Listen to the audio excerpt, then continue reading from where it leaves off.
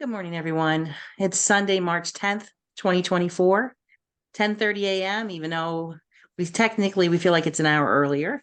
And today we're going to be talking about Ascension symptoms again. I'm Reverend Cherie Ruffo, and I'm enjoying taking this trip with you and exploring these options, these ideas. So last week we talked about Ascension symptoms about self, and how we're feeling the changes from ascension symptoms. As we talked about last week, we were born into a third dimensional world, and the energy is rising into the fourth and fifth dimensions now. And the fifth dimension is a dimension of light. But what happens is that our bodies change. They become lighter. They become more like crystals. People often call it, becoming crystalline. And when this happens, there's tremendous pressure in our bodies, but also in our lives, because as this new energy comes in, if we have areas that we're not, that we still haven't resolved, things in our lives that we haven't resolved, then we tend to start to see problems in those areas. Now, I know in my own life that there's a lot of things that have happened that I thought were put to bed or I completely forgot about from years ago that I'll often have dreams about now. And I know that when I do, there's something I need to resolve there. And as we work through these symptoms, and we had a good fellowship about it afterwards, talking about what we're all feeling with the changes, because we can feel the shift in the energy. Some people are very intuitive. We have people with a lot of empathic abilities. And with all of the shift and all the changes, really, we feel that. But today we'll be talking more about the empathic abilities, because we're talking about community, and there's a lot more. The empaths are really feeling that. So as we move into this new area and we talk about these new thoughts, what do we see? What are some of the symptoms that we see? Does anyone agree with me that the communities appear to be in distress right now? Yeah, definitely. And awareness about problems grow, but there's only in one part of the community. We see a lot of divisiveness because of this in the communities, people really fighting with each other. I'm nervous now to even turn on Instagram or Facebook because there's so much fighting going on. And, I tend to try to unfollow or tune out, not get into the middle of it, because, even though we all have a divinity within us, we're all having individual experiences. So we may have different ideas. And to really have a healthy community, it's healthy to have different ideas. We wouldn't want everybody to be really boring if we all thought the same thing. But in thinking about this week, I started thinking about, is it really divisiveness that's going on, or is it something else? Is this another symptom? Is this really, everybody says you're good, and you're bad, I'm good, and all the people are squaring off about each other, about ideas. We see it in politics, economics, we see it in religion, we see it among social classes, we see everywhere. All of this has appeared. Really, what I think it is, and I've been listening to things about this, isn't it just old ideas versus new ideas? When a lot of new ideas come in, they can bring a lot of fear in people who have been comfortable, in the ways that things were. And as I've said before, people will say to me, well, I just want to go back. Can't we go back to the way we were in the 1950s? It was so nice. And for those who were alive or growing up then, and even for people that came along later, the 50s weren't so great. It was the McCarthy era where there's a lot of fear. There was people were being, Black people were being chased down. They had crosses burned on their lawns. I mean, there's so much racism. And there's just this myth of, oh my gosh, we want to go back to what was old. And the way I feel about it is, let's create something new and wonderful. Let's just do better. Not time to shame anybody about the past, but it's a time for us to create a better community, better society. And I think what's happening now too is what we're seeing is with some of the new ideas and and this new energy that's with us. we're noticing more. We're kind of waking up from a long sleep, noticing more what's happening in the world. We have media that's there all the time recording it. We have social media. Nothing really gets by social media, does it? But it's we're seeing things up front and personal, and we're noticing things. We're seeing that there are people in the world that are starving to death. There are people in the world there's wars happening. There's so many different things that instead of us being asleep or not aware, it's right there in front of us all the time. So we're a lot more conscious of that. And when we think about it, we say, okay, well, what is universal responsibility? Is it a part of our nature? Do we have that concern within us about doing what we can? And for anybody who hasn't seen the movie, I've been talking about it for a couple weeks. We see that with the new movie that came out a couple weeks ago, Ordinary Angels, with Hilary Swank. It's amazing, amazing. And it shows what happens when people care. What happens when people jump in because they're worried about somebody, when something comes to the surface. And if we continue to neglect others' well-being and we don't think about what's happening around us, we're overlooking this human fundamental idea, this oneness, that we're family. Yes, we all have the spark of divinity-ness and we're having individual experiences, but we live in communities. We worship or we learn in communities. Our kids go to school in communities. So we do overlap.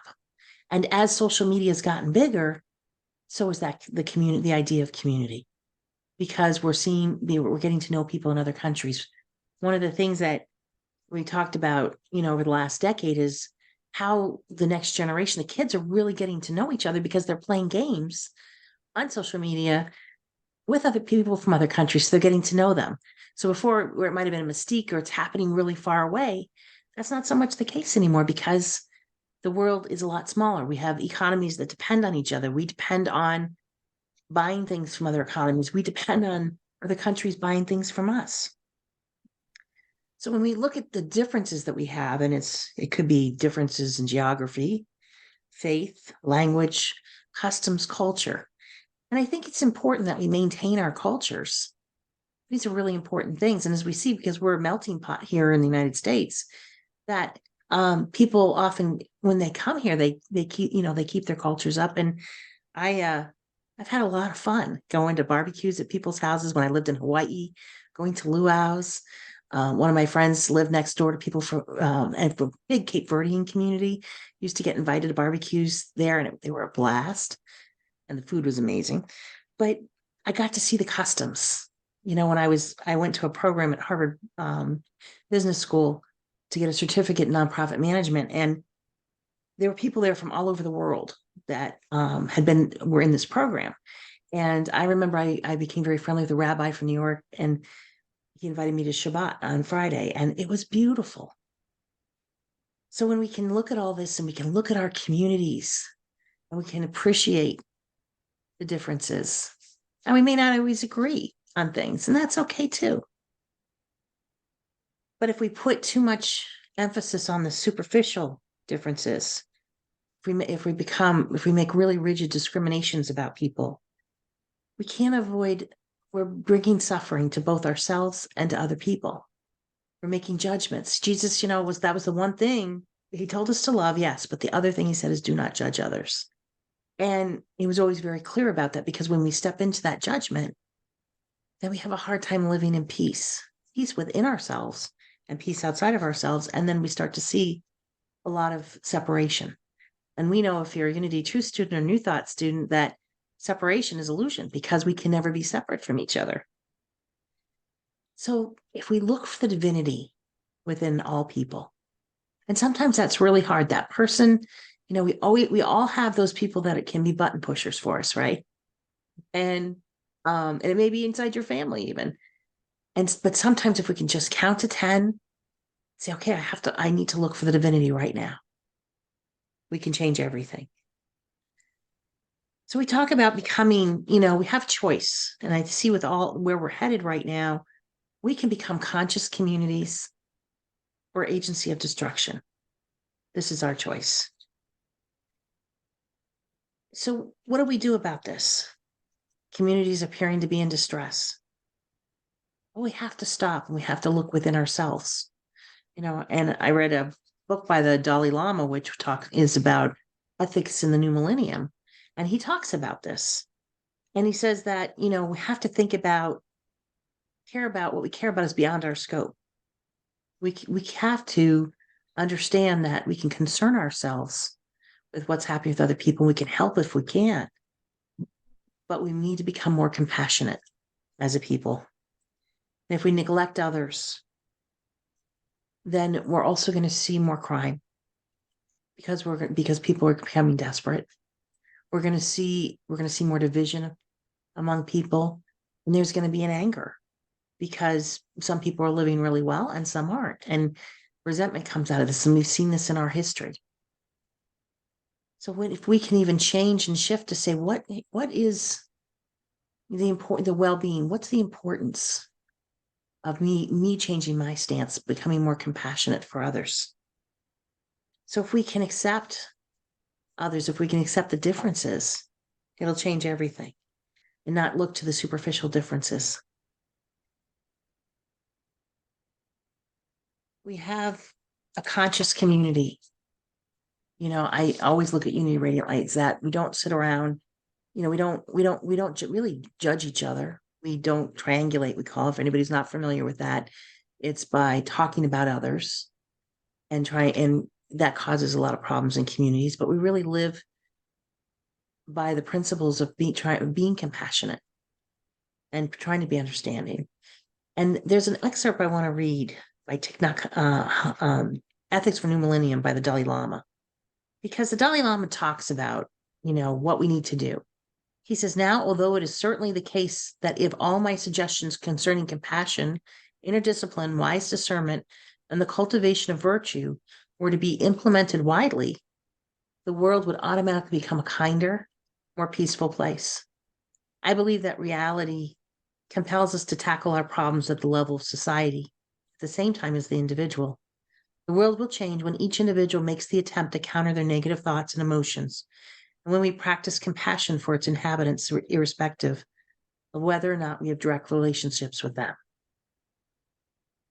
So we talk about creating a more conscious communities, because when we look at the symptom is we're seeing more divisiveness, we're seeing fighting. But these are all normal parts of ascension, because the things that have been buried for a long time, they may not have been out in the open, and it could be racism, it could be ethics are not good. I mean, all these things that can't raise up into a higher vibration have to come to the surface so we can heal them. Because if they don't, we can't step through ascension. So while this really can be an uncomfortable time for us, it's also giving us an opportunity as we go through these ascension symptoms to really think about what are my thoughts on this? And I know in the last 8 to 10 years, I've been in Ascension longer than that, but I've really had a lot of things that I've sat down and thought about, discerned. What is my stance on this? How do I feel about this? How do I feel about the fact that there's 30,000 kids dying of starvation every day in the world? What can I do in my community and beyond to help make a difference? Am I being compassionate enough? Am I approaching this with compassion? And we know that we need to have policies that deal with compassion, basic spiritual values, if we're going to build intentional communities, as we are here. And I've seen some of the best communities being built in the world. And for some reason, my slides aren't picking that up, but I've seen some of the best communities built. You've been to Unity Village. I know a few people here have. It's amazing. It's an intentional community. When you go from the outside to inside, you can even feel the difference in the energy levels. It's amazing. I've recently watched a special about Costa Rica and the intentional communities that are being built there. And they're being built in the jungle, and it's by people that are coming from all different countries in the world. They're growing food together. They're living consciously, living from a compassionate heart. They're taking care of Mother Nature. They're living in harmony with the earth. In Nanda Village in California, it's up in the Sierras in California, is a group of people that follow Paramahansa Yogananda, and they are living very consciously within their communities. We saw there's a group, it's called Ubuntu, and it's in South Africa. And Ubuntu means when you live, you do so with the knowledge and caring for others. And they're building intentional communities, conscious communities now, where people are coming together to living in one economy, and they are supporting each other and they're helping each other. There we have one Ubuntu that's there's a group in Kansas City that are some of our Unity counterparts in Missouri are involved with this. It's amazing. People sharing, helping feed people who don't have enough. There's one in Vermont that's trying to establish an Ubuntu town, all based on these principles. And then we have other intentional communities. There's just too many to even talk about in this talk. But if you look, you'll find them. There's groups that are coming together, they're living, they're growing things together, they're sharing. One group in Missouri that I was able to see, they have a large community, but they have 10 cars and people sign them out because they want to have a better footprint on the earth. They're living with diversity, they're growing food, they're exploring all the things they want. They're all living very conscious. So as people are awakening, we're going through these ascension symptoms, and as the Dalai Lama said, it's happening individually at the same time it's happening within our own communities. But we can understand that. We can come together, we can work together on it. As we see, things that we can support is in the education. For kids, we see diversity in education.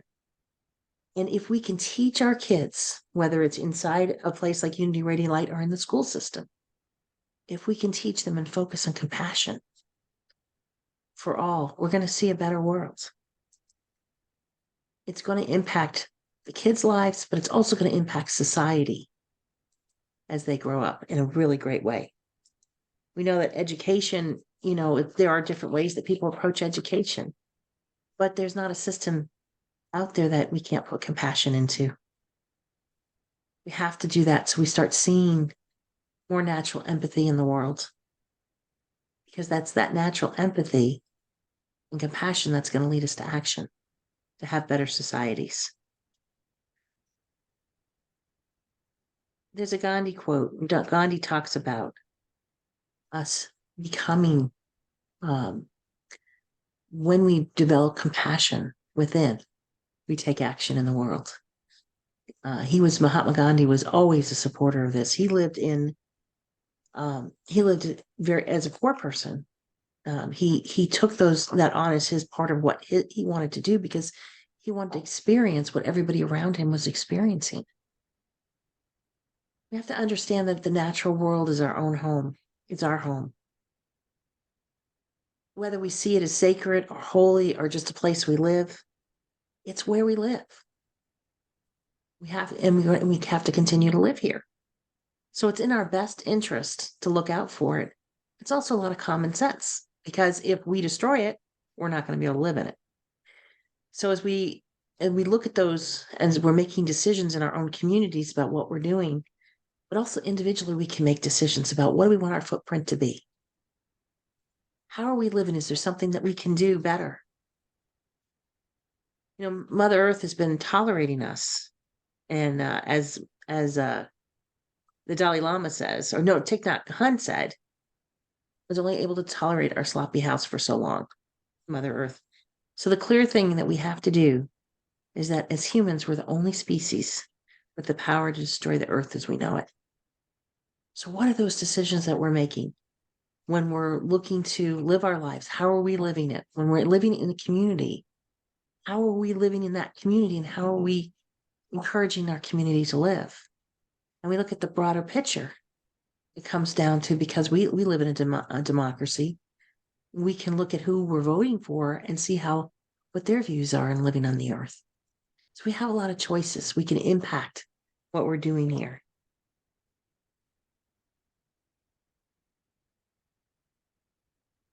The most important thing about how we live in our environment is for us to remember, yes, we have the capacity to destroy it, but we have just as much capacity to protect it. So what are your choices going to be? What are our choices going to be?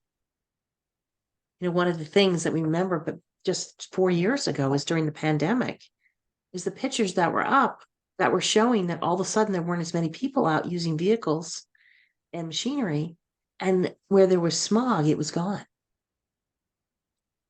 We saw it in action. So we know that just choices that we're making, things that we're doing, can make a great action.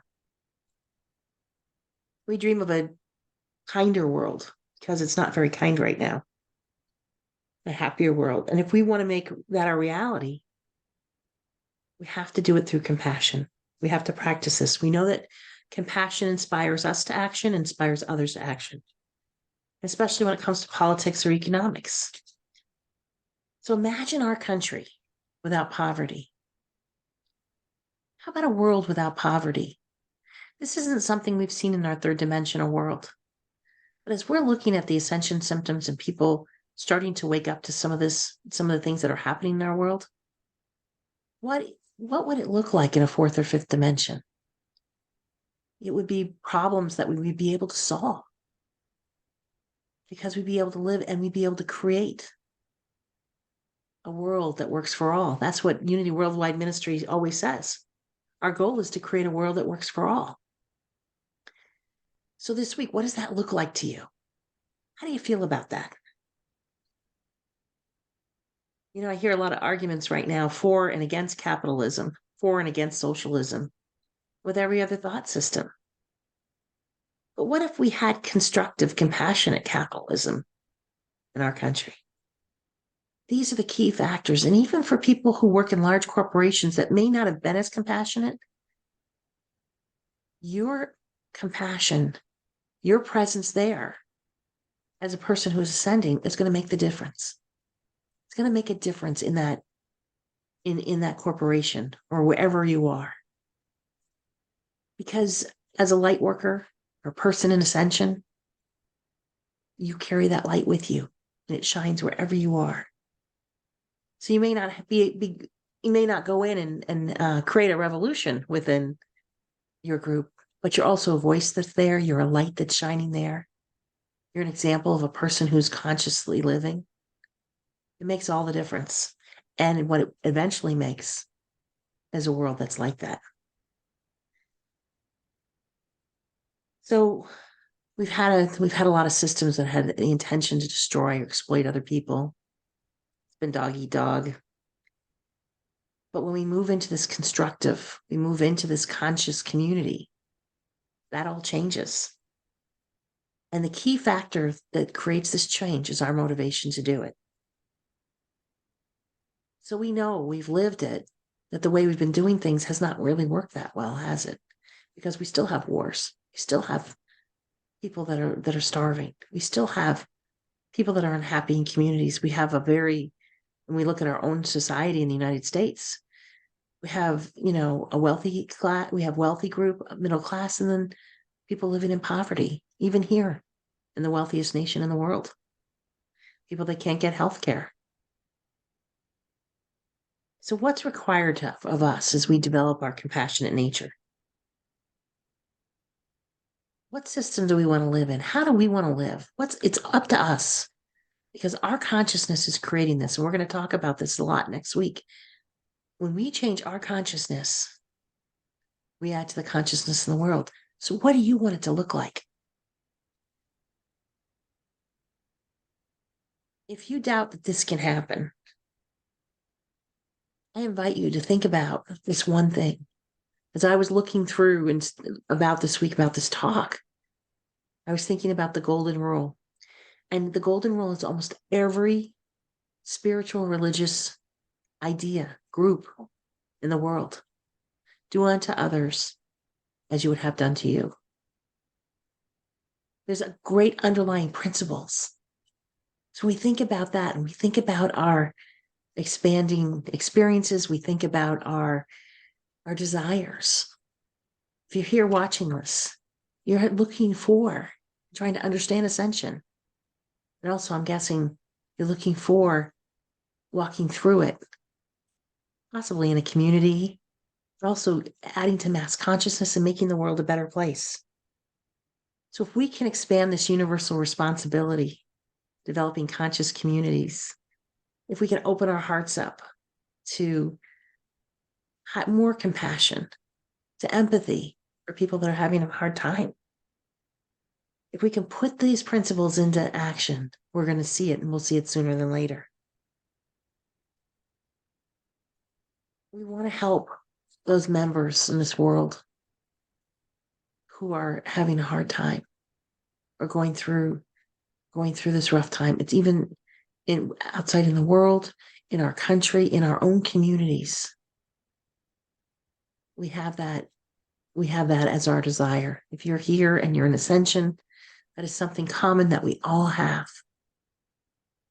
So we have to recognize the need to avoid causing divisiveness among our fellow human beings.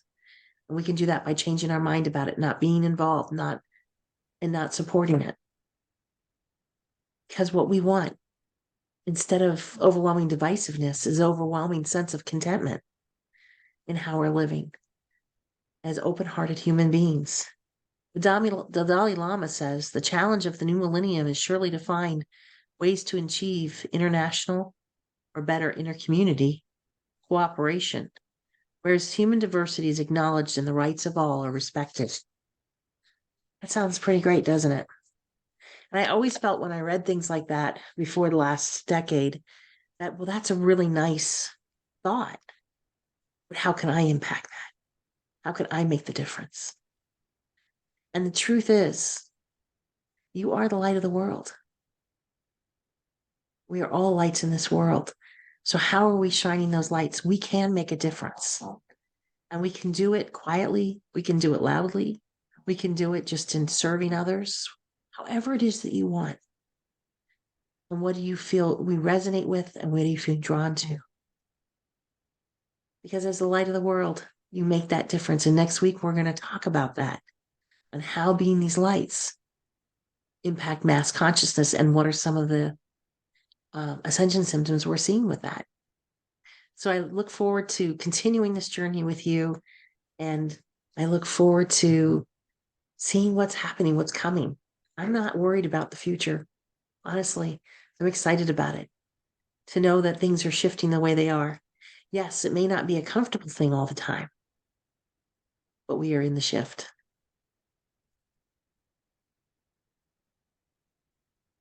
As we just gather all these thoughts,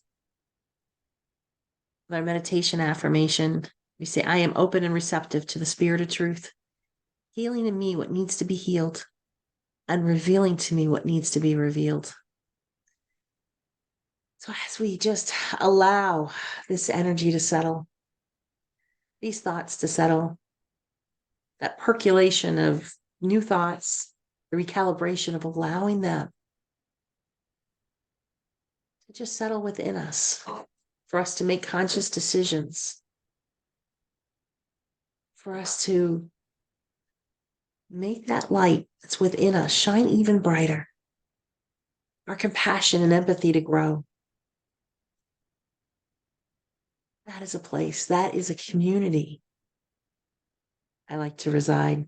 How about you? So as we take a nice deep breath in and release, and we settle in, we may feel a little uncomfortable from some of the ideas. We may feel hopeful. We may think that, be skeptical. This may never happen. Wherever it is you are, just invite you just to rest, let those ideas rest.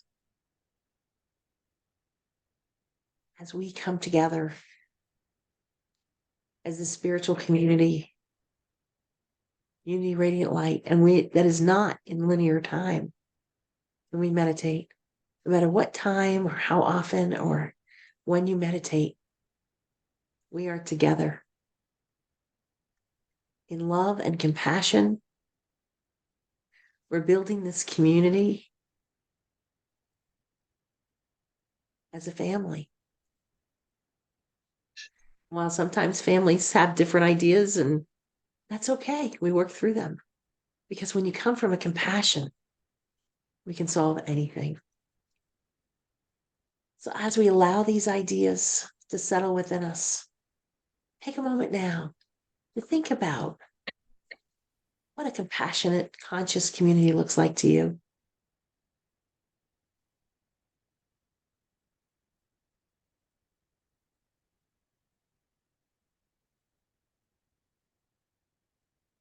What is near and dear to your heart?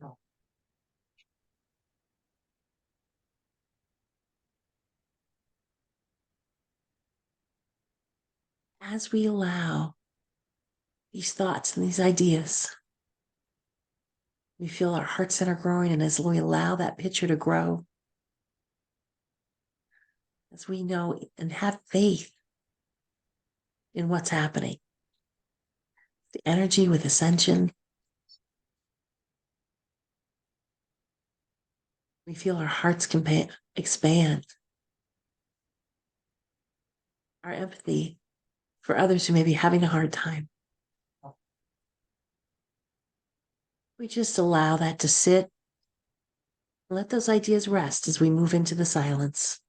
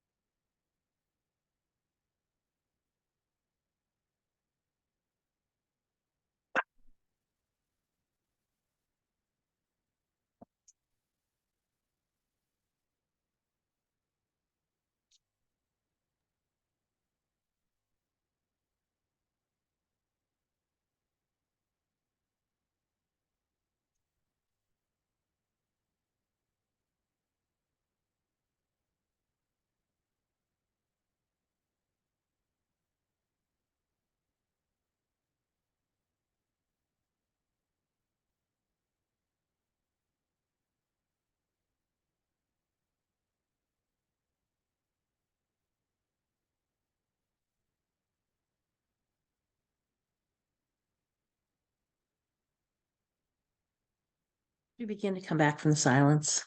What came up for you as you came out of this? What realizations do you have? What ideas? What inspiration? As part of the spiritual community, you are very important.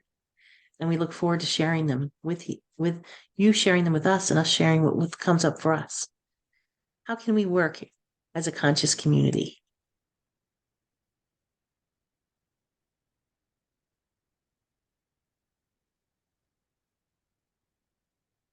What ideas do you have?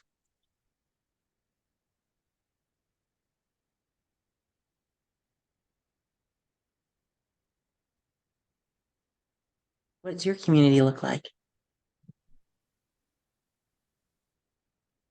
We want to reach real peace in this world. We should start educating children. I love that one. What came up for you with that? What is it the golden rule is telling us?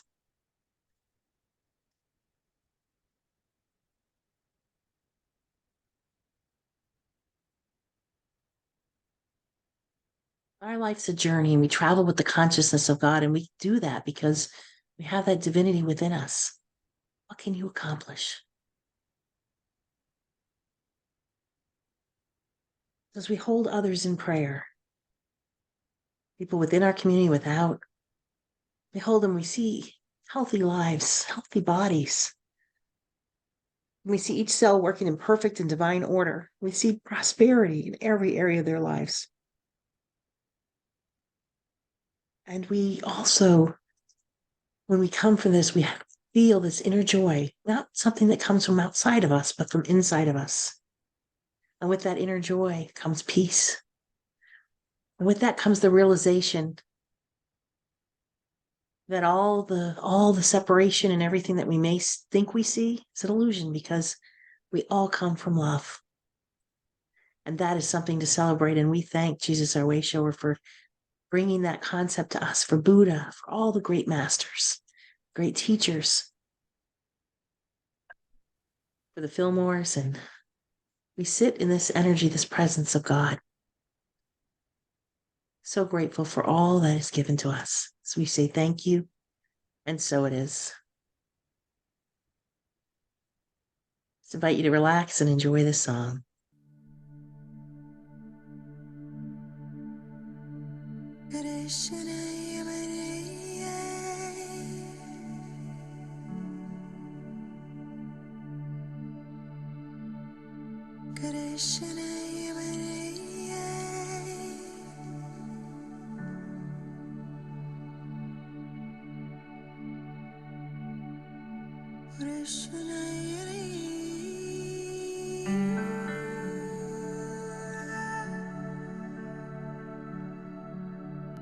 Come up, come up, come up higher.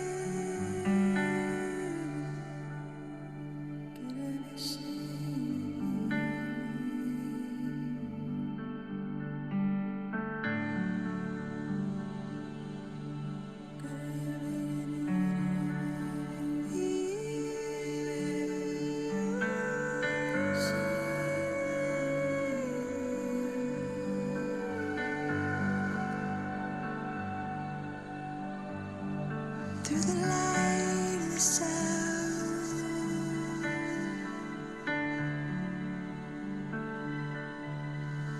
of the blood,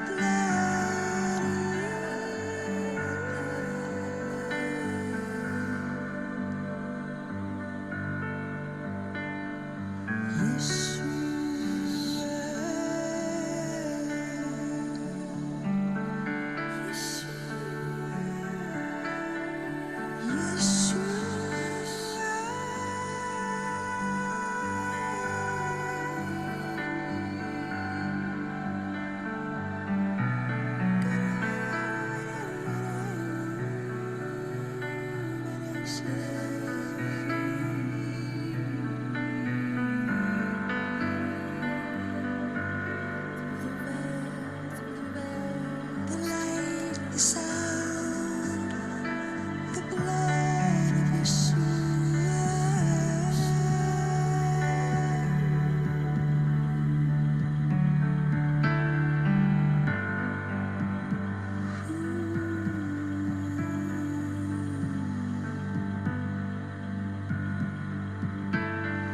Come up higher, come up higher, come up higher.